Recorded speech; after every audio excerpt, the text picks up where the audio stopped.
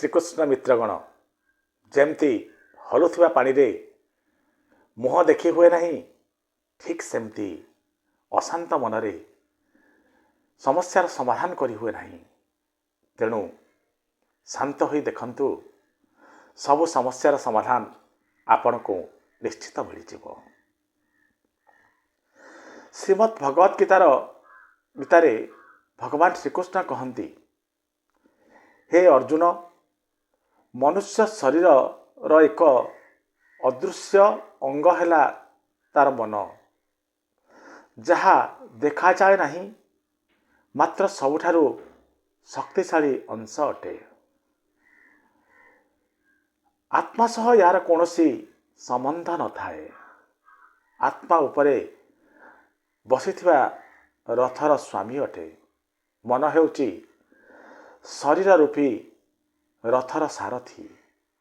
ଏହି ମନ ହିଁ ଇନ୍ଦ୍ରିୟ ରୂପୀ ଘୋଡ଼ାଙ୍କୁ ଇଆଡ଼େ ସିଆଡ଼େ ଟାଣି ନେଇ ଯାଇଥାଏ ଓ ଯୌବନର ଆବେଶରେ ଚଞ୍ଚଳ କରାଇ ଦେଇଥାଏ।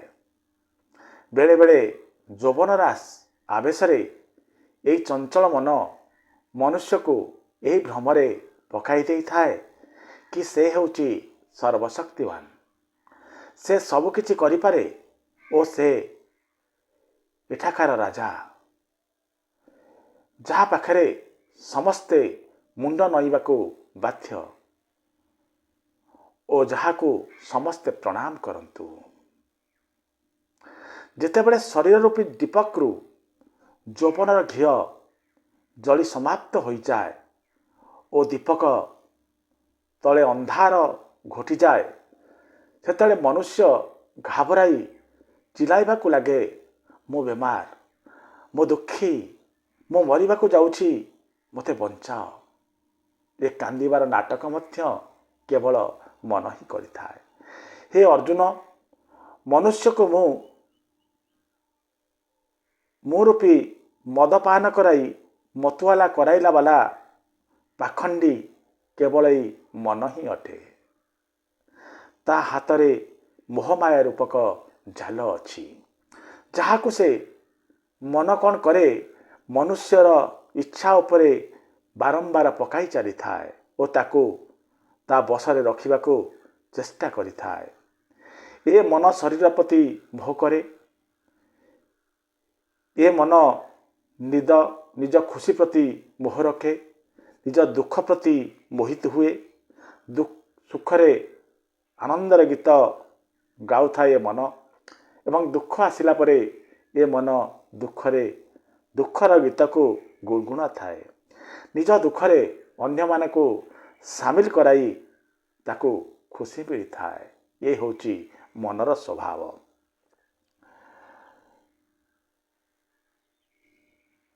ସେ ପାର୍ଥ ପ୍ରାଣୀକୁ ଦରକାର ପଡ଼େ ଏ ମନକୁ ନିଜ ବଶରେ କରି ନିଜର ଅନ୍ତର ମନକୁ ଡୁଙ୍ଗି ଆତ୍ମାକୁ ଦେଖିବା, ତେବେ ଯାଇ ତାକୁ ଆତ୍ମା ଭିତରେ ପରମାତ୍ମାଙ୍କର ଦର୍ଶନ ହୋଇପାରିବ। ମନକୁ ସବୁବେଳେ ନିଜ ଅକ୍ତିଆରରେ ରଖିବା ଉଚିତ। ମନକୁ ଯଦି ଅକ୍ତିଆରରେ ରଖା ନଗଲା, ତାହେଲେ ମନ ହେଉଛି ତୁମର ଶତ୍ରୁ। ତୁମକୁ ବୁଡ଼ାଇବା କଥା ହିଁ ବୁଡ଼ାଇବ। ଆଉ ମନକୁ ଯିଏ ବଶରେ ରଖିଲା, ମନ ହେଉଛି ତାର ସବୁଠାରୁ ମିତ୍ର। ତେଣୁ ମନକୁ କେବେ ହାଲକା ଭାବନ୍ତୁ ନାହିଁ, ମନକୁ କେବେ ଏଣେ ତେଣେ ଘୂରିବାକୁ ଦିଅନ୍ତୁ ନାହିଁ। ମନକୁ ନିଜ କଣ୍ଟ୍ରୋଲରେ ରଖନ୍ତୁ। ମନକୁ ବନ୍ଧୁ ପରି ରହିବାକୁ ବାଧ୍ୟ କରିଦିଅନ୍ତୁ, ନହେଲେ ମନ ଆପଣଙ୍କର କ୍ଷତି କରି ଚାଲିବ। ଆଜି ଆମେ ଭଗବାନ ଶ୍ରୀକୃଷ୍ଣଙ୍କର କିଛି ଅମୂଲ୍ୟ ବିଚାର ବିଷୟରେ ଆଲୋଚନା କରିବା, ଯାହା ଆପଣଙ୍କର ଅଶାନ୍ତ ମନକୁ ଶାନ୍ତ କରିଦେବ। ଖାଲି ଅଶାନ୍ତ ମନକୁ ଶାନ୍ତ କରିବ ନାହିଁ, এই ବିଚାର ସବୁର ବହୁତ ମହାତ୍ମା ଅଛି। କାରଣ ମନୁଷ୍ୟର ବିଚାର ଯେମିତି ତାର ଜୀବନ ସେମିତି ହୋଇଥାଏ। ବିଚାର ହିଁ ଜୀବନକୁ ନିୟନ୍ତ୍ରିତ କରିଥାଏ। ଆମମାନଙ୍କ ମନରେ ଅନେକ ଖରାପ ବିଚାର ଅନେକ ସମୟରେ ଉଙ୍କି ମାରୁଛି। ଖରାପ ବିଚାରକୁ ଦୂର କରିବାକୁ ହେଲେ କିଛି ଭଲ ବିଚାରକୁ ଗ୍ରହଣ କରିବା ଉଚିତ। ତେଣୁ ଦର୍ଶକ ବନ୍ଧୁ, ଚାଲନ୍ତୁ ଭଗବାନ ଶ୍ରୀକୃଷ୍ଣଙ୍କର ମୁଖ ନିସୃତ କିଛି ସୁନ୍ଦର ବିଚାର, ଶିକ୍ଷଣୀୟ ବିଚାର ଉପରେ ଆମେ ଆଲୋକପାତ କରିବା। ଜୀବନ ଯୁଦ୍ଧ ଲଢ଼ିବାକୁ ଗଲାବେଳେ ଥରେ ଚିନ୍ତା କରନ୍ତୁ ଆପଣଙ୍କର ପରାମର୍ଶଦାତା କିଏ? Who is behind you? ଆପଣଙ୍କ ପଛରେ କିଏ? ଦୁର୍ଯ୍ୟୋଧନ ପଛରେ ଥିଲେ ମାମା ଶକୁନି, ଅର୍ଜୁନଙ୍କ ପଛରେ ଥିଲେ ଭଗବାନ ଶ୍ରୀକୃଷ୍ଣ। ଏଇ ଶକୁନିଙ୍କର ପରାମର୍ଶ ପାଇ ଦୁର୍ଯ୍ୟୋଧନ ଧୀରେ ଧୀରେ ଖରାପ କାମ ମାନ କରି ଚାଲିଥିଲେ ଏବଂ ଭଗବାନ ଶ୍ରୀକୃଷ୍ଣଙ୍କର ଦେଖାଯାଇଥିବା ରାସ୍ତାରେ ଚାଲି ଅର୍ଜୁନ ନିଜକୁ ଷ୍ଟ୍ରଙ୍ଗ ବନାଇ ସାରିଥିଲେ, ଯାହାର ଫଳ ଆପଣମାନେ ଜାଣନ୍ତି। ମହାଭାରତର ଯେଉଁ କୁରୁକ୍ଷେତ୍ର ଯୁଦ୍ଧଭୂମିରେ ଯାହା ଫଳାଫଳ ଘଟିଲା, ସେଥିପାଇଁ ତାଙ୍କ ପଛରେ ଥିବା ପରାମର୍ଶଦାତା ହିଁ ଦାୟୀ। ତେଣୁ ଆପଣ ଯେତେବେଳେ ଯାହା କରୁଛନ୍ତି ଥରେ ଚିନ୍ତନ କରନ୍ତୁ, ହୁ ଇଜ୍ ବିହାଇଣ୍ଡ ୟୁ? ଆପଣଙ୍କ ପଛରେ କିଏ? ଆପଣଙ୍କ ଜୀବନ ସୁଖ ଓ ସଫଳରେ ଯଦି ବଞ୍ଚିବାକୁ ଚାହୁଁଛନ୍ତି ତ ଏ ତିନୋଟି କଥାକୁ ସର୍ବଦା ମନେ ରଖନ୍ତୁ। ଆନନ୍ଦରେ କେବେ କାହାକୁ ବଚନ ଦିଅନ୍ତୁ ନାହିଁ, କ୍ରୋଧରେ କାହାକୁ ଉତ୍ତର ଦିଅନ୍ତୁ ନାହିଁ, ଦୁଃଖରେ କେବେ ଫଇସଲା ବା ନିର୍ଣ୍ଣୟ କରନ୍ତୁ ନାହିଁ। କାରଣ ଏ ସମୟରେ ଆପଣ ଯେଉଁ ପ୍ରକାର ଆବେଶରେ ଥାନ୍ତି, ଏ ସମୟରେ ଏସବୁ କର୍ମ କରିବା ନିଶ୍ଚିତ ଭାବରେ ଆପଣଙ୍କୁ କ୍ଷତି ପ୍ରଦାନ କରିବ। ଆଉ ଥରେ ମନେ ରଖନ୍ତୁ, ଆନନ୍ଦରେ କାହାକୁ ବଚନ ଦେବେ ନାହିଁ, କ୍ରୋଧରେ କାହାକୁ ଉତ୍ତର ଦେବେ ନାହିଁ, କାରଣ ପାଟିରୁ କ'ଣ ବାହାରିଯିବ ଆପଣ ଜାଣିନାହାନ୍ତି, ସମ୍ପର୍କ ପୁରା ଗଲା। ଦୁଃଖରେ ଫଇସଲା ବା ନିର୍ଣ୍ଣୟ, କୌଣସି ନିର୍ଣ୍ଣୟ ନିଅନ୍ତୁନି ଦୁଃଖ ସମୟରେ, ନିର୍ଣ୍ଣୟ ନେବାର ସମୟ ସେ ନୁହଁ। ଶ୍ରୀକୃଷ୍ଣ କହନ୍ତି ସମୟ ଅନୁସାରେ ପରିସ୍ଥିତି ମଧ୍ୟ ବଦଳି ଯାଇଥାଏ। ତେଣୁ ପରିସ୍ଥିତି ବଦଳିଲା କ୍ଷଣି ଆପଣ ନିଜକୁ ବଦଳାଇବାକୁ ଚେଷ୍ଟା କରନ୍ତୁ ଏବଂ ପରିସ୍ଥିତି ସହିତ ଖାପ ଖୁଆଇ ଚାଲିବା ଶିଖନ୍ତୁ। ପରିସ୍ଥିତି ସହିତ ଯିଏ ଖାପ ଖୁଆଇ ନ ସାରିପାରିଲା ଜୀବନରେ କେବେ ଉନ୍ନତି କରିପାରେ ନାହିଁ। ଉତ୍ସାହ ସବୁବେଳେ ବଢ଼ାନ୍ତୁ। ହତାଶାକୁ ଖତମ କରି ଉତ୍ସାହକୁ ବଢ଼ାଇଲେ ଆପଣ କର୍ମ କରିବାକୁ ପ୍ରେରିତ ହୋଇ ଆପଣ ସଫଳତା ପାଖରେ ପହଞ୍ଚିଯିବେ।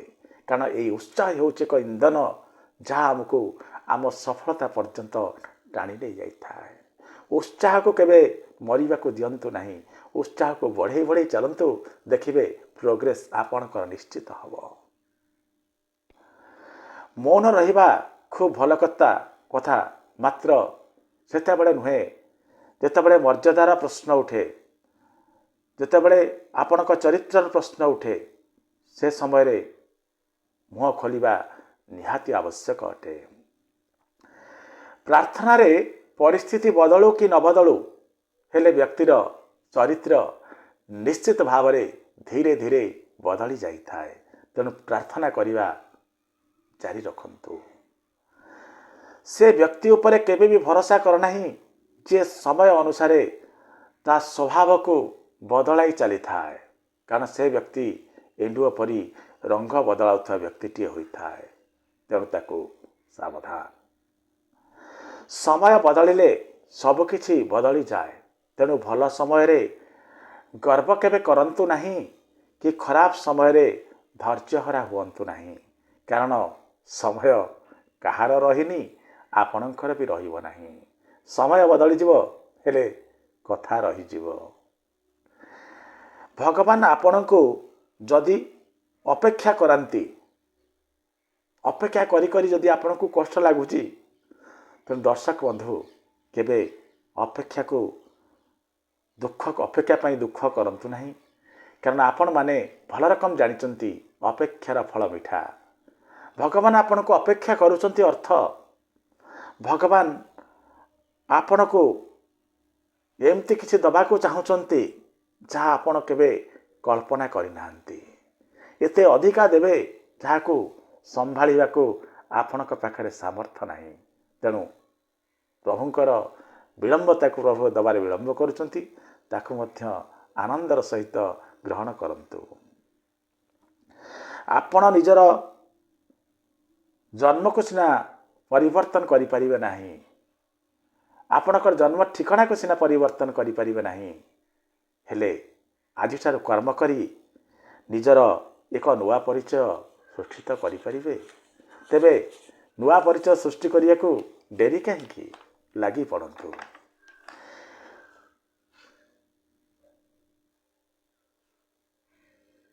कौनसी लक्ष्य केबे भी बड़ होई न थाए। जीते सीए जे डरे नहीं कि हार माने नहीं। जे पर्यंत करुथिबा काम को तुमे अंतर सह भल पाई करिबो नहीं, से पर्यंत तुमे सफल होई परिबो नहीं। कर्म रे सफलता पाइबाकू हेले निज कर्म को प्रेम करिबा दरकार। निज कर्म करी खुशी होबा दरकार। खुशी मनरे प्रेम सहकारे अंतर सहित जदि कर्म कले ताहले सफलता निश्चित मिलिबो। जीवन क्षणभंगुर अटे। काली उपरे भरोसा कर नहीं, तेणु जहाँ करने को चाहूच ता आज ही आरंभ कर, नहले रावण स्वर्ग को सीढ़ी बांधिला परी इच्छा परी रावणर स्वर्ग को सीढ़ी बांधिबार इच्छा परी तुम इच्छा मध्य इच्छा रे रहिजिव। जेतेबेले तुम किछि नुआ करने को जाउच सेतेबेले आलोचना और समालोचना को सुनिबार ताकत और साहस निज भितर रख। कारण नुआ किछि कला बेले आलोचना समालोचना हवा कथा ही हब। कौनसी काम करिया पूर्व को काम को पूरण करिबार जिद को निज भितरे रख, तेबे जाई तुमको तुम काम परि लागिवो नहीं। काम तुम पाई एक निष्ठा परि लागिवो। केतेबेले सफलता मिल जिवो तुमे जानी परिबो नहीं। कौनसी भी काम आरंभ पूर्व भारी कष्ट लगे। कष्ट को नररी थरे आरंभ करी देखंतु। धीरे धीरे से काम आपण को आदत रे पड़ी जिवो, कष्ट हजि जिवो।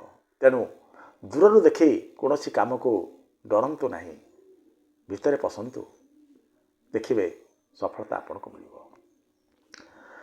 तलवार जखम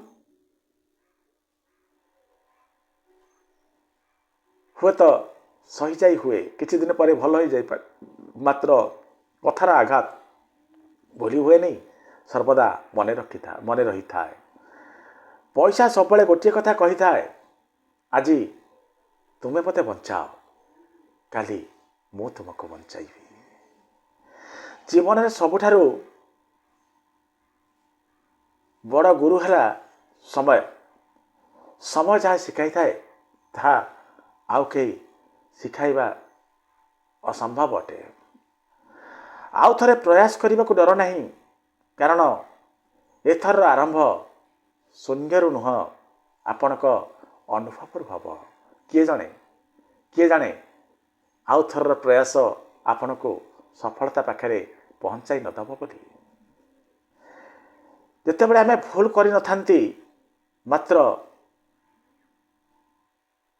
आम पाखरे सेमती किसी शब्द न थाए आमको निर्दोष साब्यस्त करने।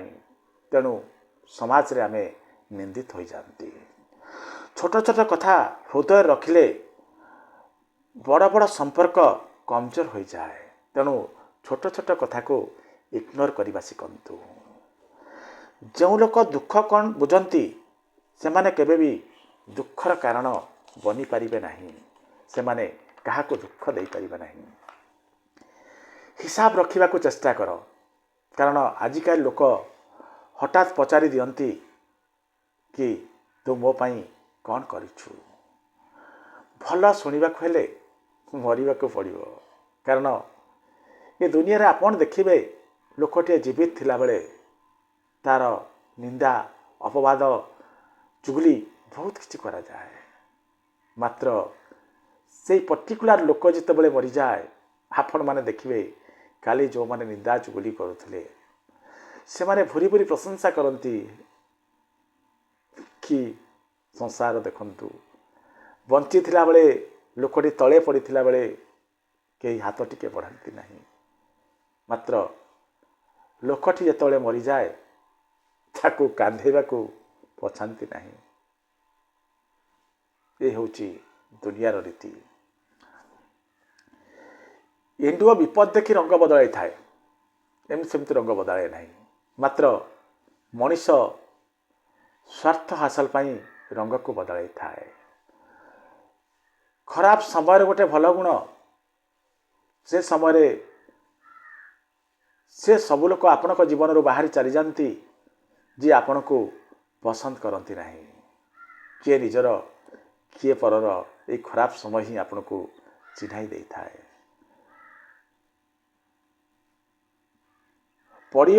ତଳେ ପଡ଼ିବା ବି ବେଳେବେଳେ ଦରକାର, କାରଣ ପଡ଼ିଲେ ଆମେ ଜାଣିପାରିବା ଆମକୁ ଉଠାଇଲା ବାଲା କେତେଜଣ ଅଛନ୍ତି, ଆଉ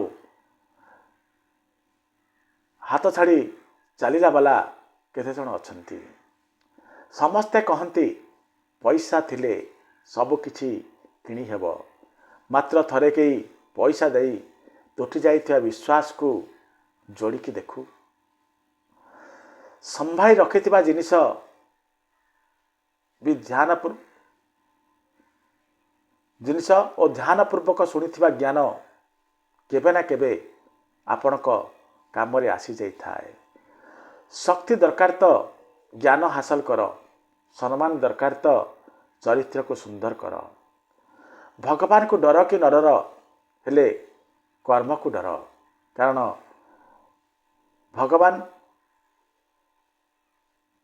ହୁଏତ ତୁମକୁ କ୍ଷମା କରିଦେଇପାରନ୍ତି, ମାତ୍ର କର୍ମର ଫଳ କେବେ ବି ତୁମକୁ କ୍ଷମା କରେ ନାହିଁ। ଯେଉଁ କର୍ମ କରିଛ ତାର ଫଳ ନିଶ୍ଚିତ ଭାବରେ ଭୋଗିବାକୁ ପଡ଼ିବ। କର୍ମ ଫଳରୁ ଆଜି ଯାଏଁ କେହି ବି ବଞ୍ଚିନି। ଯେମିତି ମଞ୍ଜି ବୁଣିବେ ସେମିତି ଫସଲ କାଟିବେ।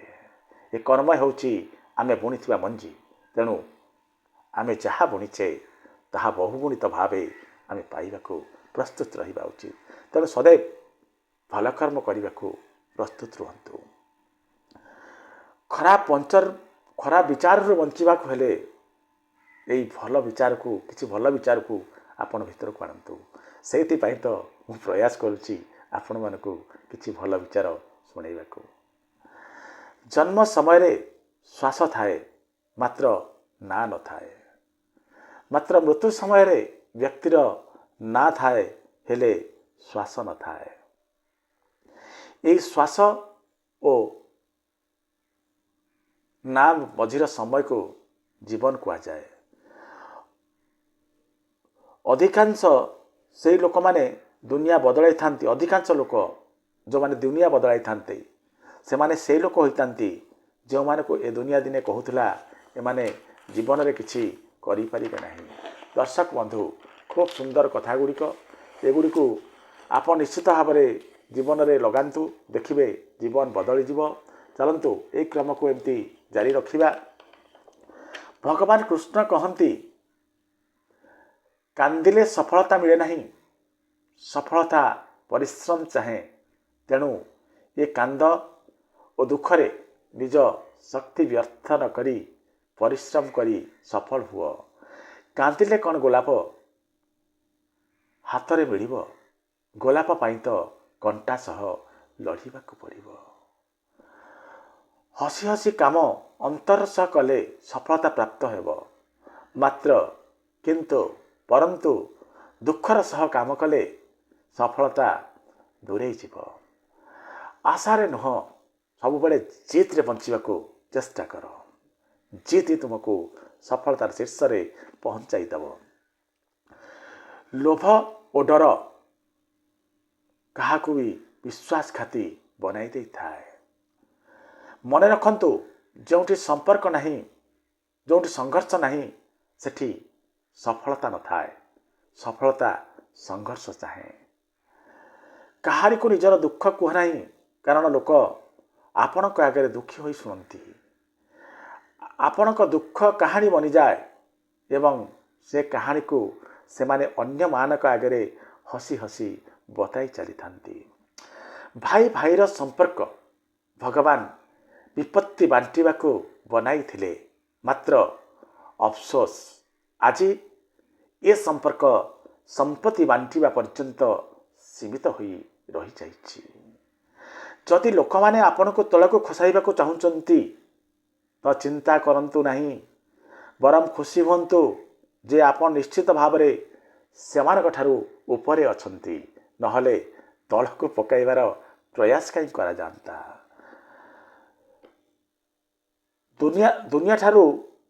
ଏ ଦୁନିଆରେ ସବୁଠାରୁ ଗରିବ ଲୋକ ସିଏ ଯାହାର ହୃଦୟରେ ଅନ୍ୟ ପ୍ରତି ଦୟା ନାହିଁ କି ଯାହାର ହୃଦୟରେ ସାହସ ନାହିଁ। ଜୀବନ ଅଛି ତ ଦୁଃଖ କଷ୍ଟ ସହିବାକୁ ପଡ଼ିବ, ନହେଲେ ମୋର୍ତାରଟିଏ ଜଳିବା ମଧ୍ୟ ଜାଣିପାରେ ନାହିଁ। ଉଦ୍ଧାର ନେଲାବାଲାକୁ ମାତ୍ର ଥରଟିଏ ମାଗିବାକୁ ପଡ଼ିଥାଏ, ମାତ୍ର ଉଦ୍ଧାର ଦେଲାବାଲାକୁ ବା ଧାର ଦେଲାବାଲାକୁ ଅନେକ ଥର ମାଗି ନୟାନ୍ତ ହେବାକୁ ପଡ଼ିଥାଏ। ବେଳେବେଳେ ସମ୍ପର୍କ ବି ନଷ୍ଟ ହୋଇଯାଏ। ତେଣୁ ଦେଖି ଚାହିଁ ଉଦ୍ଧାର ଦିଅନ୍ତୁ। ଯାହାକୁ ନିରୋଳାରେ କାନ୍ଦି କାନ୍ଦି ନିଜ ଦୁଃଖ ଲୁଚାଇବା ଆସିଗଲା, ସେ ଦୁନିଆରେ ସବୁଠାରୁ ଶକ୍ତିଶାଳୀ ଅଟେ। ମୋର ଏମିତିକା ସାଥୀଟିଏ ଦରକାର ଯିଏ ମୋତେ ଭୁଲ କଲାବେଳେ ବୁଝାଇବ, ମାତ୍ର ହାତ ଛାଡ଼ି ଚାଲିଯିବ ନାହିଁ। ଭରସା ରଖୁଛ ମଣିଷ ଉପରେ, ମାତ୍ର ଅଭିଯୋଗ ଭଗବାନଙ୍କ ପାଖରେ କରୁଛ। ଏଇଠି ତୁମେ ଭୁଲ ହିଁ କରୁଛ। ଜୀବନରେ 3ଟି କାମ କର। ଭୁଲ କଲେ କ୍ଷମା ମାଗିଦିଅ। ତୁମର ଚାହାଁନେ ବାଲାଙ୍କୁ, ତୁମକୁ ଯେ ଭଲ ପାଉଛନ୍ତି ତାଙ୍କୁ କେବେ ପାଖରୁ ଛାଡ଼ ନାହିଁ। ତୁମ ଉପରେ ଭରସା କରୁଥିବା ଲୋକମାନଙ୍କୁ କେବେ କିଛି ଲୁଚାଅ ନାହିଁ।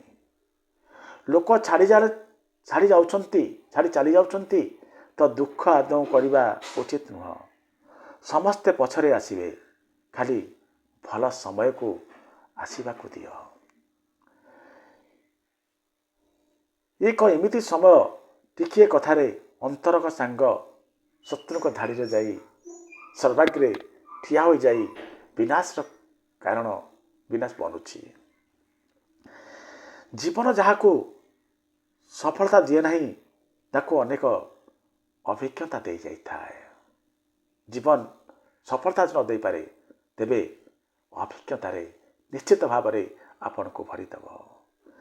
ଯେତେ କର୍ମ କରିବ ସେତେ ଭଲ, କାରଣ ମଣିଷକୁ ଯେତେ କମ୍ କହିବ, ଯେତେ କମ୍ କଥାବାର୍ତ୍ତା କରିବ ସେତିକି ଭଲ। କାରଣ ମଣିଷ ଯେତେ ଗୁଡ଼ିଏ ପାପ କରିଥାଏ, ତନ୍ମଧ୍ୟରୁ 100% ପାପ ପ୍ରାୟତଃ ଏ ଜବାନ ହିଁ କରିଥାଏ। ନିଜ ଲୋକମାନଙ୍କ ସହ ମନୋମାଳିନ୍ୟ ବେଳେ ସମାଧାନ କରାଇ ନିଅନ୍ତୁ, ନ୍ୟାୟ ନୁହଁ। କାରଣ ନ୍ୟାୟରେ ଜଣେ ଖୁସି ହେଲେ ଆଉ ଜଣେ ଦୁଃଖିତ ହୋଇଥାଏ, ମାତ୍ର ସମାଧାନରେ ଉଭୟ ପକ୍ଷ ଖୁସି ହୋଇଥାନ୍ତି ଏବଂ ସମ୍ପର୍କ ପୂର୍ବପରି ଚାଲୁ ରହିଥାଏ।